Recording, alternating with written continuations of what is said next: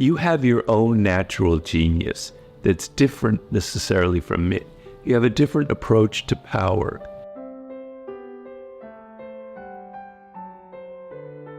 I did a video in which I was giving advice to young men in the 21st century, and I've been asked to do something similar for young women. Now, I don't want to come across as someone who's mansplaining, so please excuse me there. But I do have some ideas, and of course I'm coming from a male perspective, so you'll have to take that into consideration. One of the things that I think is really important, particularly in social media, so much pressure is put on young women about their image and their looks, and that it becomes like the primary value that people see in young women. And it's a very crushing feeling, I can imagine, to think that all you're valued for is your looks. I know in the past, whenever someone has judged me for my looks or my clothes, which doesn't happen very often as a man, I found it, ew, it's ugly. I don't like that. What's so important about it? I have other things that matter.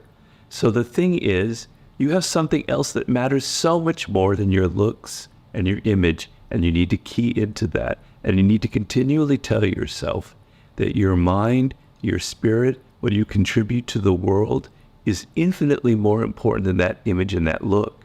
Now, it's easy for me to say that because still in the world, women are continually judged for their appearances and they're thought as hot or not hot.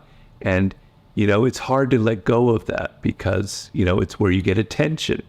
But you need to divorce yourself from that and say that I want to cultivate a different quality that gets me attention. And I've noticed in my studies of history and in my observations of women, that women, and it's a generalization, so please excuse me and please forgive me for my mansplaining, but women have a different way of thinking than men.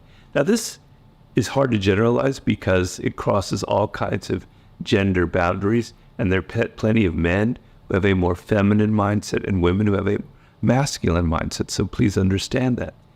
But I interviewed for Mastery several women scientists, and I noticed they had a different, more kind of holistic approach to looking at issues in science. It came from a different perspective, and it was the source of their power of creating something. I interviewed this woman, Yoki Matsuoka, for Mastery, who was a brilliant robotic engineer who came up with an incredible invention. And she had this more kind of interesting, holistic approach where she wasn't just looking at creating an arm, an artificial limb. She was looking at the whole body and how it operates. Women tend to see the larger picture. Men are more kind of focused in a narrower sense. And there's a good side to that, there's a disadvantage. But women tend to see the wider picture. They're also more attuned socially to what other people are thinking and feeling. Sometimes that's a bad thing, where you're too attuned to what people think about you, but it also makes you more empathetic. I wrote in The Laws of Human Nature about the female style of leadership, focusing on Queen Elizabeth I in England, and how it's a very, very powerful form of leadership.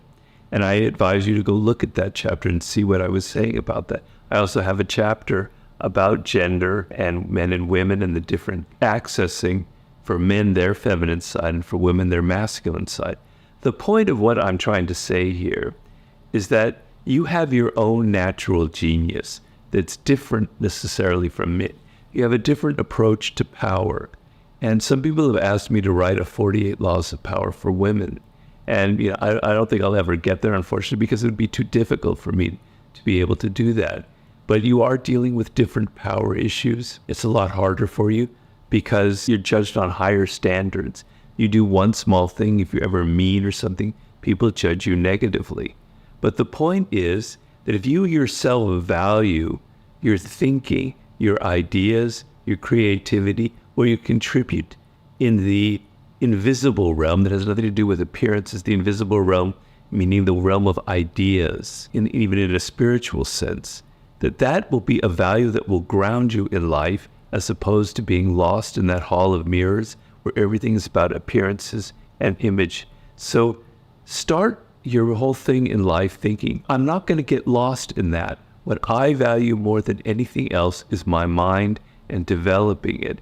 And that's extremely important in this world where social media is dominating us. We all have like really bad values, but that is a really good value to hold on to and cultivate throughout your life.